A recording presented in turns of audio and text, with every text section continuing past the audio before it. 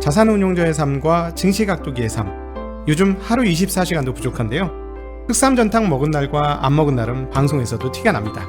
잃지 않는 건강 흑삼전탕. 자, 오늘도 한 포 마시고 시작하겠습니다. 도기마을 분들도 이제 흑삼전탕으로 설계하세요.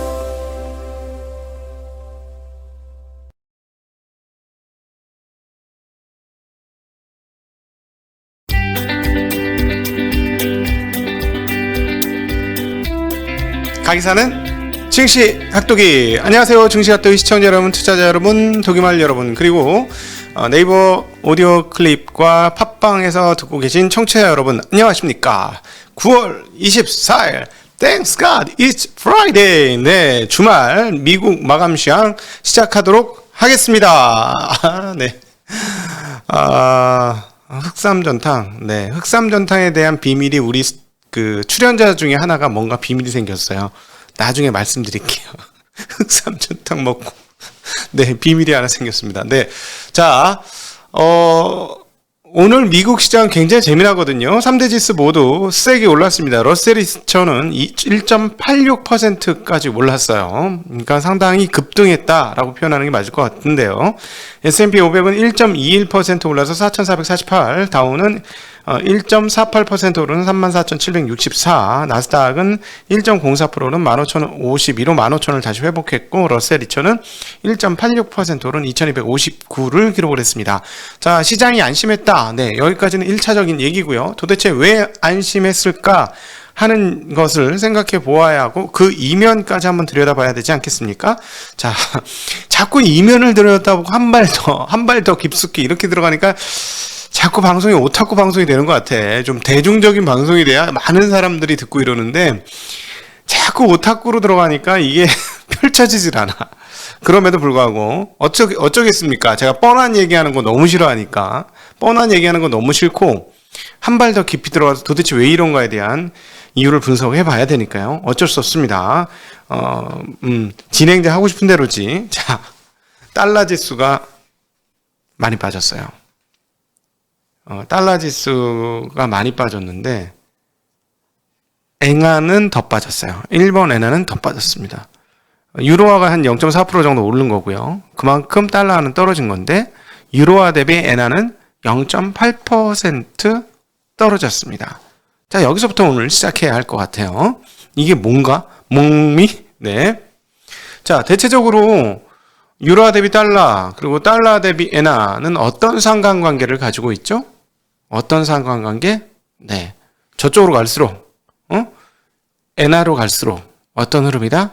자산 중에서 안전자산이다. 라고 가죠. 자, 그러면 어떻게? 통화 중에서 최고 안전자산이라고 여겨지는 엔화가 무려 0.8% 유로화 대비 밀렸습니다. 0.8%는 폭락이에요. 그쵸? 지금 엔화는 달러 대비 110.29까지 밀렸습니다. 원화는 1180원대에서 1174원 유지하고 있고, 위안화도 6.46입니다. 엔화만 110으로 쭉 밀렸어요. 무슨 말이에요? 네, 안전자산이 회피된 거지. 안전자산이 회피된 거야. 그리고 위험자산이 선호된 거죠.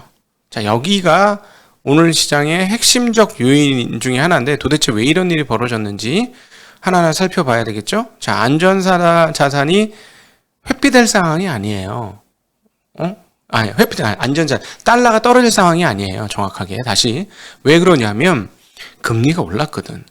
금리가 올랐는데, 많이 올랐어. 아주 많이 올랐거든. 자, 2년물 금리부터 한번 살펴볼까요?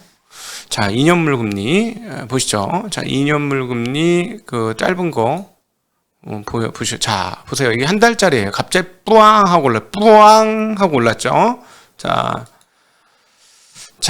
일주일 새 뿌앙 하고 올랐습니다. 자, 결국은 오늘 하루에 뿌앙 올랐는데, 어제 FOMC하고 연관이 없을 수가 없죠. FOMC하고 관련된 흐름입니다. 단기물도 올랐고요, 장기물도 올랐습니다. 자, 10년물 보죠.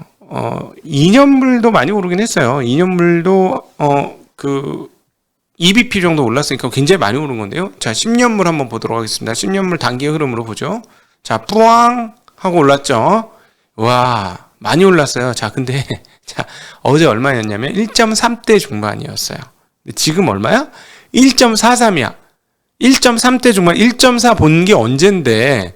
자, 좀 길게 볼까요? 한 달 안에 1.4 본 적 없죠. 1.4 한 달 안에 본 적 없어. 자, 보세요. 석 달 전에 7월 달에 봤죠. 우리가 7월 달 이전으로 봤던 게 1.4대예요. 하면서 뿌앙 올랐어요. 자, 그러면 이제 좀 길게 보면 갑자기 이제 테이퍼링을 급하게 하는 것처럼 보여져 갖고 1.7을 찍었었죠. 지난 1년간 가장 높았을 때가 1.7을 찍었습니다. 근데 줄줄줄 흘러내리다가 이제 슬금슬금 오르다가 오늘 팍 올랐어요. 자, 이게 무엇을 뜻하느냐? 좀 길게 볼까요? 지금 5년물 금리는 어쨌든 떨어졌다 약간 반등한 정도 상황이고요. 그 다음에 30년물짜리 차트를 보시면은 80년대, 자, 보세요. 콜금리. 자, 이게 그때 볼커의 콜금리 아닙니까? 이때부터 계속 우하야. 자, 그럼 가격은 뭐다? 40년짜리 차트로 보면, 이거 1980년입니다, 여러분. 1980년대부터 쫙 금리가 내렸잖아요. 근데 코로나 이전에 1919년에 야, 이거 드디어 뒤집어진다. 금리 올라간다. 이랬다가 코로나 터지면서 또다시 저점을 갱신하면서 역대 최저점, 즉 채권 가격 최고가. 그래서 천정이 없다. 천정까지 닿았다라고 자꾸 얘기하면서 무슨 지금 채권에서 뭘 먹으려고 덤벼드느냐. 마이너스 금리? 연준은 안 한다고 했는데 유럽은 했지만 어쨌든 그런 얘기를 많이 들었던 건데, 자, 이제 그 금리가 이제 올라오기 시작했어요. 아직까지는 이 보시면 추세선 가운데 있습니다. 40년짜리 추세선이기 때문에 쉽게 돌파하지 못할 거예요. 그러나 단기적으로 1년짜리를 보면 이제 흐름들은 슬금슬금 내려오는 흐름을 좀 역으로 다 깨면서 올라갈랑 말랑 상당히 심각하게 고민을 하고 있습니다. 자, 앞으로 이 흐름들이 어떻게 되는지 잘 보셔야 돼요. 자, 이 흐름들이 왜 이걸 말씀드렸냐면 저 추세가 하향 추세가 깨지면서 우상향으로 금리가 돌기 시작하면 뭔가 큰 변화가 이루어지고 있다라는 것을 얘기하고 있다라는 것입니다. 물론 뭐 하루짜리 가지고 호들갑스럽게 그렇게 얘기할 수 없죠. 그리고 40년짜리 하루아침에 안 깨집니다. 그래서 일단은 우리가 합리적이고 냉정하고 이성적으로 판단을 하면 금리는 아직 우상향으로 틀지 못했다. 여전히 우하향 가운데 기조가 있고 일단 횡보할 것이냐 안 할 것이냐 정도를 봐야 할 것이다 라고 보는 것이 맞습니다. 그러나 뭔가 이상한 조짐이 있어요. 왜 이렇게 말씀드리냐면, 자, 금리가 이렇게 올랐으면 달러가 어떻게 돼요? 이거 미국 국채는 달러로 갖고 있는 거잖아요. 그러면 달러를 채권으로 보유했을 때 이자를 더 많이 주니까 보통은 달러 값이 어떻게 돼야 된다? 위로 올라야 된다. 이자를 많이 주니까, 이자를 많이 주면 환의 가격이 올라가야지. 근데 오늘 떨어졌어요. 물론 이제 유로화의 문제이긴 합니다만, 근데 엔화는 더 떨어졌어요. 근데 그래서 모두에 말씀드린 거예요. 이거 안전자산 쪽에서 돈이 빠져나오고 있네. 그 다음에 금값은 어떻게 됐을까요? 네, 금값이 확인을 해주었습니다. 금값이 꽤 많이 떨어졌습니다. 1744불이에요. 많은 분들이 금이 좋지 않을까 했는데 이거 웬걸? 금 가지신 분들 아이고 이게 웬일이야? 라고 할 정도로 그래 내가 그냥 안 깨지려고 자산 배분은 했다만 금을 가지고서 기회비용을 상당히 놓치는구나 하는 그런 상황들이 지금 펼쳐지고 있는 거죠. 그렇습니다. 자, 여기서 이제 왜 도대체 이럴까를 이제 생각해 보죠. 본격적으로 들어가죠. FOMC 회의 다음에 이거 펼쳐진 장이잖아요. 그러면 시장이 무슨 생각을 했는지 한번 살펴보자는 거예요. 시장은 FOMC의 이번 회의가 연준의 FOMC 회의가 되게 완화적이었구나라고 생각하는 거죠. 그쵸? 그건 뻔하죠? 네, 이게 공격적이지 않구나, 공세적이지 않고 매파적이지 않구나. 그동안에 매파적인 것처럼 할 것처럼 지난 몇 달간 계속 뭐 카플란 등등등등 해서 계속 얘기했는데 실제는 보니까 하나도 매파적이지 않는 애라는 걸 보여줬죠. 그러니까 이번 시장의 반응이 조금 재미난 게, 물론 하루짜리라서 조금 더 보긴 해야 되겠습니다만, 분명히 테이퍼링을 11월 달에 할 것처럼 보여줬고, 또 하나 테이퍼링의 종료 시점을 대략 내년 6월 달로 잡았어요. 그러면 한 달에 약 150억 달러 정도씩 하는 거예요. 120억이 아니고 120억 달러로 해서 1년 가는 게 아니고 150억 달러로 해서 한 7, 8개월 가는 걸로 해서 내년 6월 달 종료로 했으니 생각보다 속도가 늦진 않거든요. 그럼에도 불구하고 시장이 이걸 되게 완화적으로 해석했다라는 것이죠. 그런데 왜 도대체 완화적으로 해석했느냐 보면 역시 법률가인 파월이 교묘한 말솜씨를 발휘하면서 금을 구워줬어요. 뭐하고 금을 구워줬어? 테이퍼링과 금리 인상은 다르다라고 금을 구워주고, 그래서 금리 인상이 이게 테이퍼링 한다고 바로 연속으로 이어지는 거 아니다라는 걸 보여줬어요. 근데 말이죠, 점도표에서 보면 분명히 한 차례 땡겨졌거든. 2023년 금리 인상이 0.1% 예상에서 0.3% 예상으로 바뀌었거든.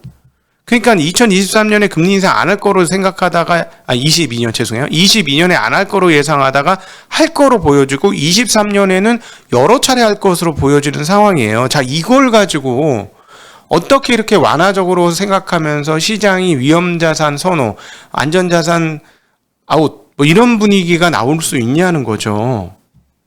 여기서 또 한 번 더 들어갑니다. 자, 이제 여기서 더 들어가 보겠습니다. 일단 오늘 시장에 대한 흐름들은 이해가 됐죠. 어제 FOMC 회의에 대한 결과치가 오늘 시장이다라는 걸 했는데, 그런데도 뭔가 석연찮은 부분이 조금 있어 보여요. 자, 여기서부터는 저의 내피셜들이 조금 들어가는데요. 더 들어가 보면 어제 연준이 발표한 경제 전망에 문제가 있었다고 저는 보는 거예요. 이 부분이 어떤 부분이냐? 2021년 연준이 인플레이션 전망치를 슬그머니 올렸습니다. 얼마로? 6월 전망치 3.4% 인플레이션 전망치에서 4.2%로 별 얘기 없이 슬그머니 올렸어요. 4.2%? 어제도 말씀드렸지만, 자, 4.2%면 한 2년, 기존에 인플레이션이 없어. 거의 디플레 환경에 1%밖에 인플레가 없어. 그런데 4.2%가 한 해 동안 계속 딱 떨어지면 평균 목표 물가인 2%를 몇 년을 땡겨오는 겁니까? 2년을 쭉 잡아 땡겨오는 거잖아요. 2020년 19년까지 쭉 잡아 땡겨 와서 2% 평균 목표 물가 맞춰준 거 아니에요. 올해 4.2%면 맞죠? 이건 산수니까. 2% 초과로 인플레이션이 난 거니까 1%짜리 2년을 두 개를 땡겨오는 거잖아요. 그러면 평균 목표 물가 다 됐네. 그럼 여기에 대해서 뭔가 반응을 했어야 될 거 아니에요. 근데 아무 별 얘기도 없고 별 반응도 없고 그냥 GDP 2024년에는 인플레이션 전망치가 2.1%다라고 그냥 한 거예요.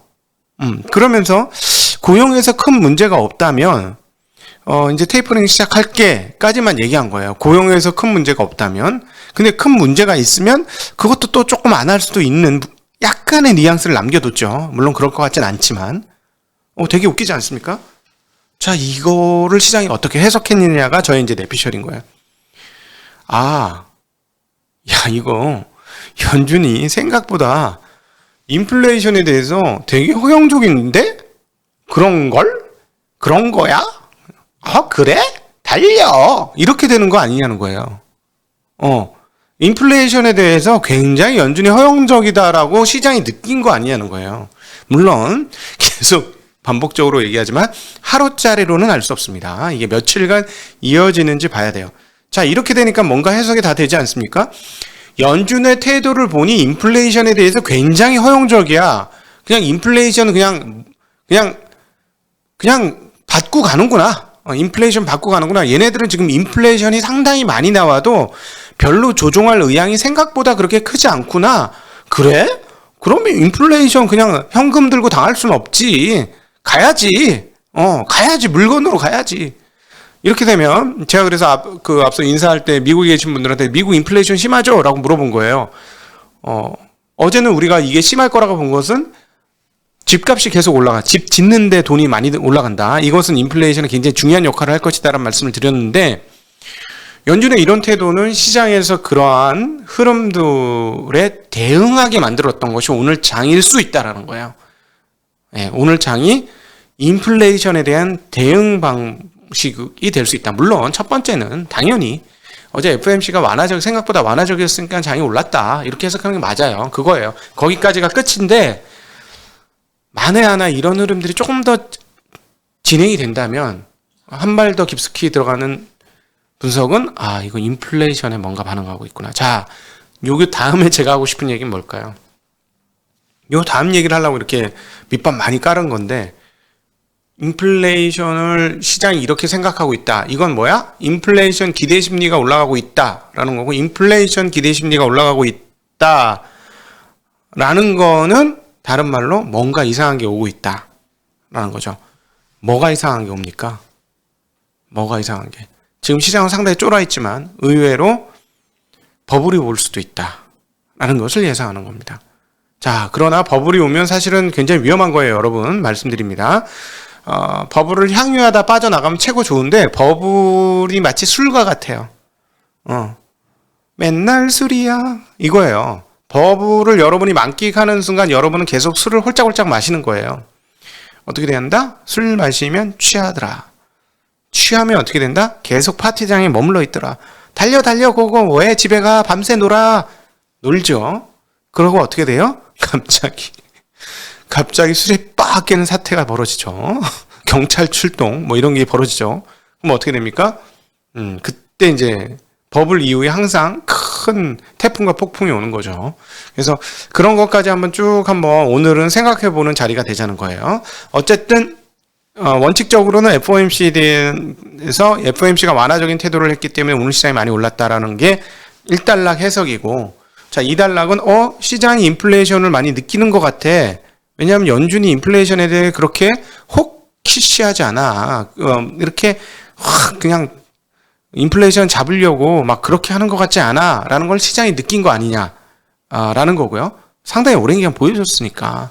그래서 자, 이 부분이 과연 향후 어떻게 될 것인지 굉장히 재미납니다. 이 부분을 보면서 가셔야 되겠고요. 투자 심리는 많이 떨어졌죠. 거의 공포 국면에 있었기 때문에 단기적으로도 이런 시황이 정당화될 가능성이 있습니다. 많은 분들이 공포에 쩔어 있었기 때문에 시장은 생각보다 반대로 세게 올라갈 수도 있다는 점도 단기적으로는 한번 생각해 볼 수 있는 대목 아니겠는가.